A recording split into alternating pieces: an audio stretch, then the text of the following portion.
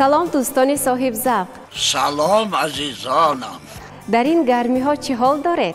در کار هستید یا تعطیل؟ اگر استراحت دارید برایتان استراحت خوش خواهانیم و اگر کار و فعالیت دارید پس موفقیت یارتان باد. پرسکاو را باشد در موضوع تعطیل آماده کردیم تا اینکه موضوع روز باشد. میدانم ولی مردهای ما همیشه به کار بند بودند. زنها باشند به کار خانه مشغول می شدند. و همین طریق با متخصصان هم صحبت شدیم. آنها گفتند که تعطیل در حیات خرد و بزرگ اهمیت خاص دارد. مخصوصاً تعطیل تابستانه برای خوانندگان، مکتب بچگان و دانشجویان و کارمندان ساحه معارف مخصوصاً تأثیرات بیشتری خود را دارد. برای چی؟ چون که وقتی که مکتب بچگان در تعطیل تابستانه استراحت میکنند، آن استرس هایی که در دوام سال در روند تحصیل به خود گرفتند و در خود جای دادند آنها را برطرف می‌سازند. آن به آدمان چه منفعت ها می‌آورد؟ آدمانی که دوام سال فعالیت تعلیمی یا فعالیت جسمانی و فعالیت مهنتی دارند، استرس های آنها را برطرف می‌کند. به حالت روانی آنها تأثیرات مثبت می‌رساند و فشارهای روانی و جسمانی که در دوام سال گرفتند آنها را برطرف می‌سازد. همچنین از نقطه نظر روانشناسان تعطیل تابستانه می‌تواند بیماری‌های دل و خطر فشار بلندی را در انسان نصب کند یا کاهش دهد. برخی دوام تعطیل پرره با تحصیل مشغول می‌شوند و حتی برای این مخصوص آموزگاران را جلب می‌کنند. در این موضوع چی می‌گویید؟ اکثریت والدان فکر میکنند که بچگان ما اگر در روند تعطیل تابستانه بیشتر مطالعه نمایند، بیشتر کتاب خوانند، میتوانند دانششان خوبتر شود و با تیاری مخصوص روند. اما این فکر خطا است. برعکس وقتی مکتب بچگان بیشتر در روند تعطیل مطالعه میکنند و به استراحت به مکتب میروند، آنها خسته میروند و برنامه تعلیمی را در روند تحصیل سالانه خوب از خود کردن نمیتوانند.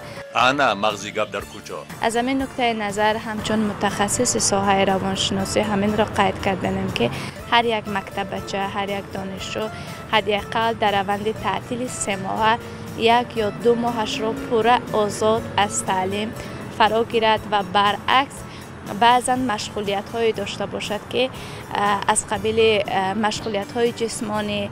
استراحت آنها چگونه باید باشد؟ استراحت آنها عبارت است از استراحت جسمانی. بیشتر باید آنها جسمانا حرکت کنند و غذای درست استعمال کنند. بیشتر در طبیعت باشند.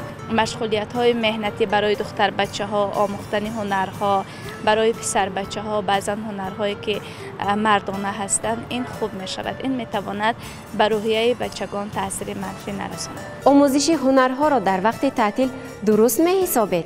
خوب می شود که مکتب بچگان، دانشجویان یا متخصصانی که در یک ساحت تمام سال فعالیت نمودند به هنر آموزی، به هنرمندی مشغول شوند. در برابر این استراحت فعال نمایند. یک مدت خوب می شود محیط را عوض نمایند. چطوری که ما می دانیم اکثریت مکتب بچگان، دانشجویان در تعطیل تابستانه به دهات جایها به خانه بابا بیبی می روند. این خیلی بر روحیه آنها تاثیر مثبت می رساند. وقتی که محیط عوض می شود استراحت کاملتر و بهتر می گردد.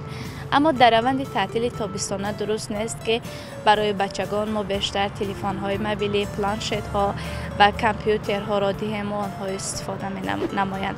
برعکس این روند تعطیل آنها را خلل‌دار میکند و به سلامتی روانی و جسمانیشان تاثیر منفی میرساند. فهمو، تشکر برای توصیه های خوب. البته در هر یک شهر و نواحی مرکزهای کسب آموزی فعالیت میکند. ما باشد مثال میاریم مرکز کودکان و نورسانی شهر دوشنبه را. مقصد اساسی مرکزهای تحصیلات ایلاگی پیش از همه در جلب کودکان و نورسان در وقت فارغ از درسی به هنر آموزی، کسب آموزی و محفل های ورزشی می باشد و مرکز کودکان و نورسان شهر دوشنبه در برابر این مرکزهای تحصیلات علاوگی ناحیه‌های پایتخت نیز همین نقش رو می بازند. به ما نیز عیناً همین لازم بود که کدام نماد محفل ها را دارید؟ کنده‌کاری، محفل های دوریدگری، محفل های کنسترکتوران نورس، محفل های هنری، تبلک نوازی، کرنای، سرنای، маҳфилҳои сарояндагӣ, хорсароён, рақс ва ба амсоли онон маҳфилҳои забономӯзӣ, забонҳои русӣ, англисӣ, фаронсавӣ, хитоӣ, олмонӣ ва дузандагӣ, пазандагӣ амсоли онҳо бисёр аст. дар вақти таътил низ фаъолият доред? ва дар вақтҳои таътил бештар фаъолияти марказҳои кӯдакони наврасон бештар мегардад, чун ҳатто рӯзҳои шанбе ва якшанбе низ дарҳои марказҳои кӯдакони наврасон боз аст. маҳфилҳои шахмат ва шашка низ талабгорашон бештар мешаванд, хусусан дар рӯзҳои истироҳатӣ. дӯстони азиз, диққат кунед, ин ҳама маҳфилҳо бо тамоми шарту шароиташ бе маблағ роҳандозӣ шудааст. наход. албатта. ва нафарони аз 8 то 20 сола ба ин ҷо омада ройгон касбу дониш меомӯзанд. дар маркази кӯдакони наврасони шаҳри душанбе фаъолияти тамоми маҳфилҳо ройгон ба роҳ монда шудааст ва кӯдакону наврасон бевосита метавонанд, волидайн бевосита метавонанд муроҷиат кунад ва бе ягон маблағгузории зиёдатӣ аз саҳар то вақти холигии ҳамон кӯдак тибқи ҷадвали таҳсил гардида кӯдакон метавонанд дар дарсҳо иштирок кунанд. Барои як кӯдак то 3 маҳфил интихоб кардан иҷоза дода шудааст. Фақат кофист шаҳодатномаи соли таваллуд, маълумотномаи ҷоизист ва маълумотнома аз муассисаи таълимии пешкашномаи хуб. Тамом. تشکر به شما. сипос барои маълумот. айни муддаост назарсанҷиро шурӯъ кунем. марҳамат. ба шумо таътил писанд аст? Маъқул. Албатта таътили тобистона зарур аст. В кругу семьи отдыхать. Все нравится, короче. Албатта писанда, барои чӣ не? Бале, хело ҳам хуб аст. Бале, Бале, В принципе, да. то шояд дарам ки дӯстам дора таътил тобистона. Ора. Бале. Намеём? Бале. Албатта. Бале. Бале. Бахама каш пишанд аст. Здесь в Душанбе? Да. Честно говоря, я недавно приехал с Москвы. Вообще расцветает, вообще прекрасно стало, очень-очень приятно. Бале. Албатта. Бале. тобистон аст, ҳаво гарм аст, мо кӯдаконро бештар ба сайру гашт мебарорем. Дар кӯдакони мо ин сайру гашт писанд аст. Конечно, нравится. Албатта. таътил бароятон писанд? Албатта. خیلی خوب. мебинем ки хурду бузург таътилро дӯст медоранд, вале сабаби ин муҳаббат ҳар гуна аст. барои чӣ таътилро дӯст медоред? истироҳат мекунанд, дам мегиранд кӯдаку. ҳамин хел бояд бошад ку. Чунки дар давоми сол вақте ки хонандагон, муаллимон, хонандагон ба таҳсил машғуланд, муаллимо низ монда мешаванд, албатта бояд ки ваё организмашон барқарор созанд.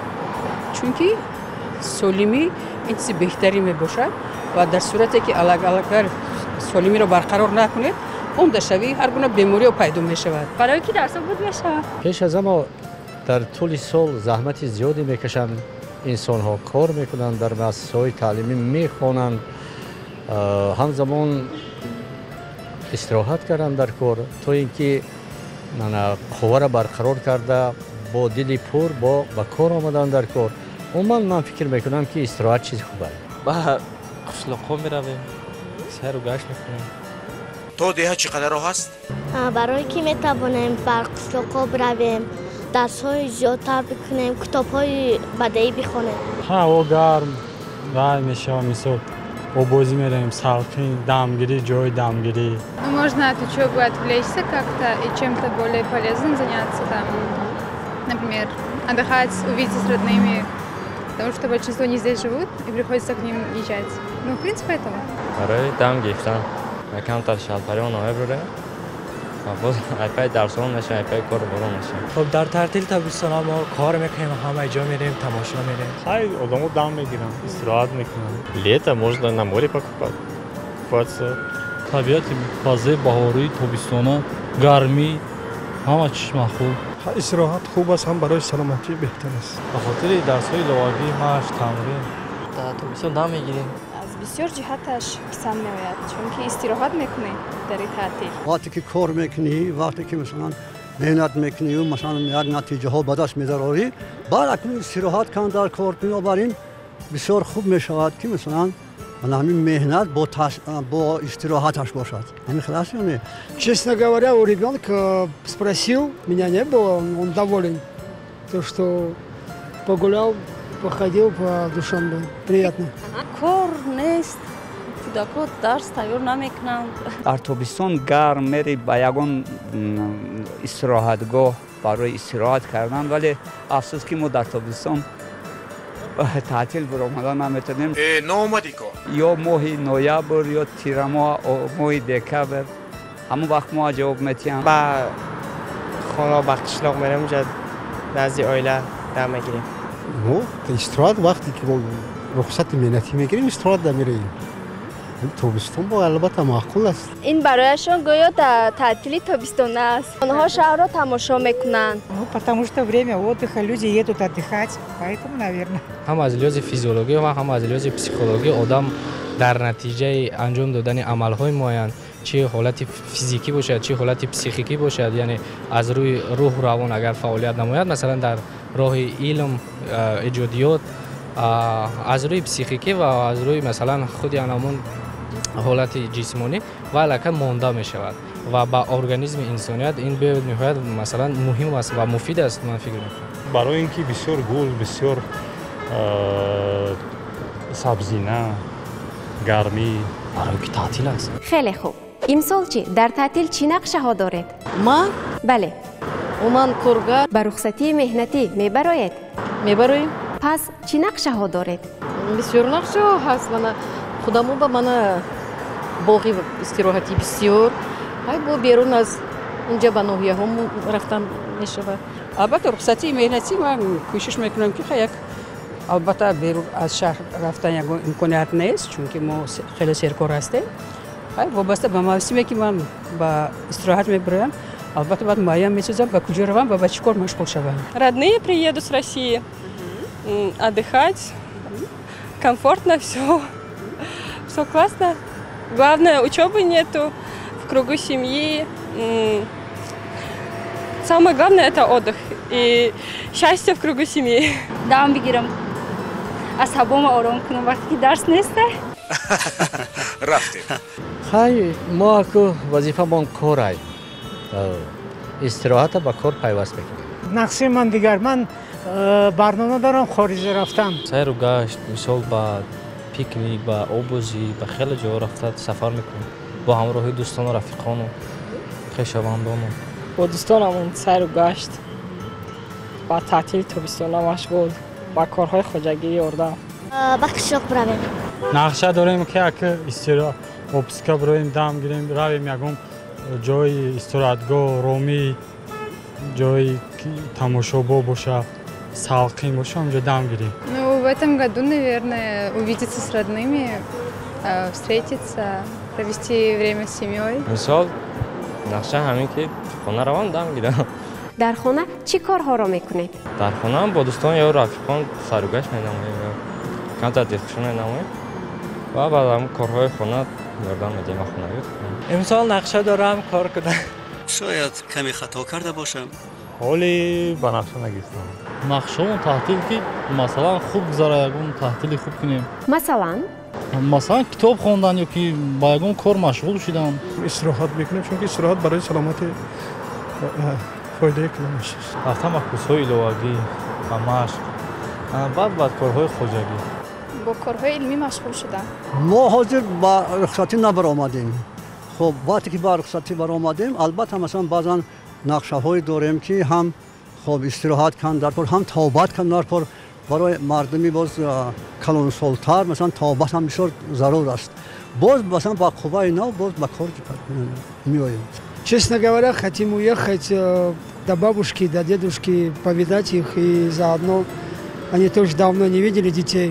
И хотим, чтобы они увидели своих родных, честно говоря. نقشه بسیار است. اصلا ما میخواستیم که بیشتر از طبیعت زیبای دیار بهره بریم. اون موضع هایی که خوش آب و هوا هستن اونجا استراحت رویم. یگان نقشه نیسته. مرا شهر ندارم. وقتی استراحت خیلی استراحت میکنیم خونه دا میشینیم با بعضی جا میریم که طرفای وطنای وای میریم بدخشان میریم در وقت خشتبور خبر گیری اگر Планов еще нету. کار بسیار برای همین در کارخانه در دانشگاه در جای کار میگذارونم. فهمو دیدم که بسیاری ها نقشه خوب دارند اما بعضی ها هنوز نه. برای خوبتر و بهتر گذشتن تعطیل چی باید کرد؟ در این باره فکر کردی؟ چرا توصیه می دهید؟ کنی رفتیم. برای ضرور است که خوانندگان پس از دور و دراز خواندنشان حتما باید به تعطیل بروند. تعطیل رو در شرایط خوب گذرانند. البته در وقتی که آنها بسیارتر خوب بشد در لاگرهای استراحتی اگر میگذراندند و ابتو به بدن مشغول میشدند، به ورزش مشغول میشدند. تو هم دختر. و سیر و گشت در هوای تازه و البته به خواندن کتاب‌های بدیعی. کتابخانه بهترین است. میشود که به خواندن هم نمیشود، باید حتما با وقت‌های خالگی خواندن در کار. برای کودکان یگان لاگر مردم هر کس وابسته به امکانیتش، یکی اوقی اوتش که دیگه وقت میگیرد، یکی بر وقت میگیرد، دیگری دیر میگیرد، نقشه است از روی نقشه به استراحت میرود، یکی به جوانات کسانی که تحصیل میکنن میآموزند استراحت خوب تمنا دارند. بله باید درس اخلاق گذارن بچه‌ها. شما حقید پدر. بچه‌ها نباید در کوچه ها در خانه ها داد فریاد کرد تا نصف شب بازی کنن. اونا باید یک تربیت پدر مادر این خیلی باشد که اونا در آینده یک شخصی بزرگ شوند، یگان مهارت داشته باشند، حتی کارهای خوب باید یاد گیرند. انا اساس همین. ما کوشش باید کنیم که تعطیل به خاطر آسودگی ما باشد، تعطیل به یگان حالتهای فوق‌العاده گذرد، یگان عصب خستگی نباشد و البته روانه کرده شده باشد برای حفظ سلامتی هر یک шахс. Хай استراحت‌های خوب میخوام. Какие-нибудь походы сходить, потому что у нас очень много разных походов. И не знаю, может еще с друзьями встретиться, на пикники сходить. کتاب‌های بدیعی بخونیم. باز با آبازی‌ها رویم. با مادران پدران. باید در آب گرم و بازی کنن. برای تعطیل میتونیم کتاب خونیم در تعطیل و میتونیم یکم در عصبمون رو آرام کنیم، چون که ما استودنت هستیم خوب. دانشجو هستیم و هم یک سال پورا فقط میخونیم. بس دیگه بعد در تابستان devam ediyorum. Benim için yani bu tatil çok güzel geçti. Mesela ben tatilde şeylere gidiyorum. Mesela Varzo falan'a gidiyorum. O yüzden yani onlara da tavsiye ediyorum. Mesela Varzob'a gitsinler ya da ne bileyim Daça falan da olur. این tatil با ما خیلی خوب گذشت و من میخوام که همین ورزا بروم، کلاب روم، جای کوه. با کتابخوانی مشغول شدم. جای استراحتگاه‌های نقض از اخلاقمو. من کلی Душанбе ببینید چه زیبا.